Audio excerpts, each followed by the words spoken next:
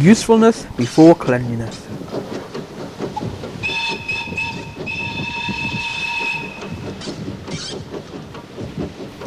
The engines on the Oakham Road line are painted in bright colours. Tom and Edwin are green, Christy is pink, Chelsea is purple, Jordan is blue, Ross is deep yellow, and Leo is black. Their bold colours make them stand out against the snow and ice surrounding them as winter drew on. And people, especially children, love to see them go by. The engines also like being clean and shiny. It makes them feel smart and important as they chuff along the line with their trains, and all like to look their best. Leo often has the dirty work to do, shunting trucks in the yard and taking them to be loaded and unloaded at the workstation. Even though he's painted black and dirt doesn't show up much, Leo likes to be clean as much as any other engine. Washdowns are important to all engines, but Leo thinks he needs them most of all. But one morning, the new controller arrived at the shed with bad news. The water company has telephoned me to say that there's trouble with the pipes. Some of them have frozen and burst. So, until they're repaired, our water supply has been cut off. The engines were anxious. Don't worry. The water columns along the line have not been affected since they get the water from the river. But this means I'm going to have to ration the water used for washdowns for a while. For now, they're reserved for engines with passenger work only. Usefulness before cleanliness, he added, and left. Leo was upset. I get dirty, he complained. I need washdowns. You hardly ever get dirty at all pulling coaches. It's not fair. I thought you didn't like passenger work, said Ross. I don't mind it, Leo sulked. I just prefer goods work, that's all. Cats hate water, giggled Christy. And lions are cats. I thought you'd be happy you weren't being washed. Not funny, Leo hissed as the others laughed. But if you're only doing shunting and goods work this week, said Edwin, you don't need to look clean for the passengers. Well, if I've spent all day hauling in coal and shunting for you lot, I should at least be allowed a bath, Leo growled crossly, and he puffed away in a huff. Later that morning, Leo was loading trucks of coal from the hopper at the workstation. Snow and ice lay everywhere, making the ground and buildings sparkle in the sunlight. But Leo didn't notice. He was trying extra hard to stay clean. I just have to be careful, he puffed to himself as he marshalled a line of trucks in front of him, and keep away from the chute. But the silly trucks had other ideas. As Leo pushed them under the coal chute, they began to run forward.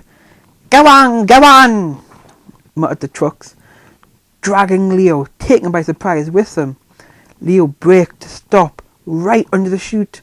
Oh no! Leo gulped and shut his eyes. The load of coal came down and bounced off Leo's boiler and all over the rails and ballast. Coal dust flew everywhere, and as it cleared, Leo's paintwork and sparkling white snow wasn't clean anymore. They were all covered in dust. Oh no, coughed Leo. I'm filthy. The trucks giggled. Shut up, snapped Leo and bumped them hard. Leo felt awful, but he knew he had to carry on. When the mess was cleaned up and his trucks were loaded, he set off back home. On the way to Oakham Road, the trucks teased Leo even more. Creak, crack, clickety-clack, dirty Leo's on the track. Be quiet, Leo growled dangerously.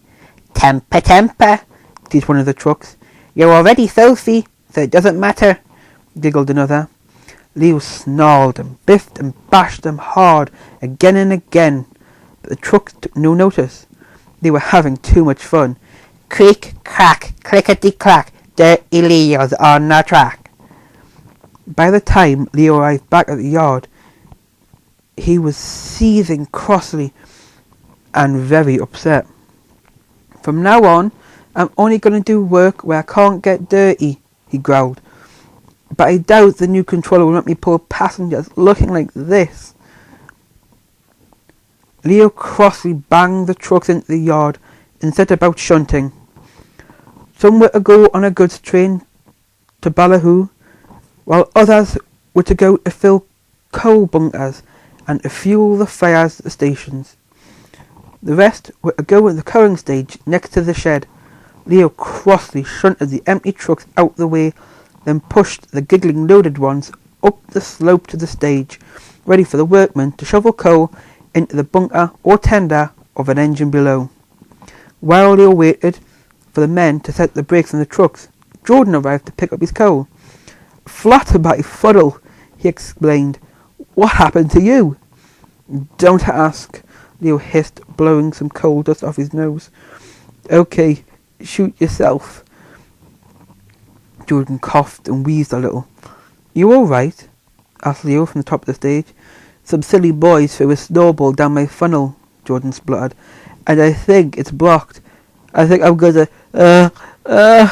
please don't," gulped Leo, but it was too late. "Achoo!" Jordan sneezed loudly, sending cinders and ashes flying everywhere, just as the wind came by and blew it all over Leo. Leo was now covered in soot and grime and was crosser than ever. Something grey and sludgy splattered all over his crest. "Sorry, Leo," Jordan gulped. "I think I found the snowball." "Not again," cried Leo as Jordan puffed quickly away. "I want to wash down. Get that stuff off my crest." "Usefulness before cleanliness," reminded his driver, wiping the mess off his glove. "I want to be useful where I can't get dirty," Leo snorted as he backed down the slope into the yard. "And keep my crest clean." "Funny you should say that." The manager came over. "There's a load of fruit and vegetables to go to market. Christy was supposed to take it, but she's running late. Would you mind taking the trucks?" Leo considered. "Well, as long as they say in the trucks, I don't see how they could do me any harm." Leo was coupled to the trucks. They were full of carrots, squashes, pumpkins, sprouts, and many other things, ready for the Christmas market and people's Christmas dinners. "A nice, clean, festive job," he smiled and set off to Hazelwood. As he puffed along, he began to feel better. The wind was blowing some of the coal dust off his paintwork, and the occasional low-hanging branch covered in snow swept his boiler as he passed. "Well, I suppose I can't get any dirtier," he puffed cheerfully to himself, but he was wrong. Leo didn't know that snow and ice had frozen the point in the goods yard and had made the rails on the downward slope to the station slippery. Where the engines had crossed it, steam had condensed and frozen on the rails, leaving an icy film. As he approached a halt, Leo's driver applied the brakes, but Leo's wheels just skidded and slipped on the icy rails. He couldn't stop. "Oh no!" cried Leo, trying hard to grip the rails. His driver and fireman tried every trick they knew, but nothing worked.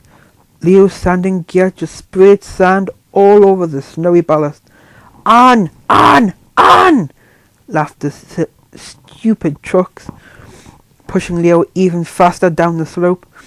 Leo shut his eyes and prepared for the worst. More danger lay ahead. At the end of a siding, there was a duck pond in the children's playground. The pond was frozen over and the ducks were sliding all over it, quacking crossly. They took off with a start when Leo came screeching into the yard. Leo smashed through the buffers, went straight through the fence and into the playground. With a crash and a splash, Leo smashed the ice to smithereens and finally came to stop in the icy water. "Yuck!" he groaned. "I've never been this dirty." His driver and fireman had jumped clear, but Leo was covered from smoke box to bunker in slimy, sticky mud. and squashed fruit and vegetables bounced and squirted all over everything else. A smashed pumpkin in Lenny's tank. Several squashes lay on his smoke box. And tiny green sprouts peppered everything. Splattered cranberries covered his crest in a horrible crimson jam. But the ducks were happy. They could swim again. They came flapping back to the pond as Leo's driving fireman went for help. The ducks circled round Leo, quacking happily and trying to see if he had any bread. "Why does this always happen to me?" Leo growled as the duck began pecking at the pumpkin seeds.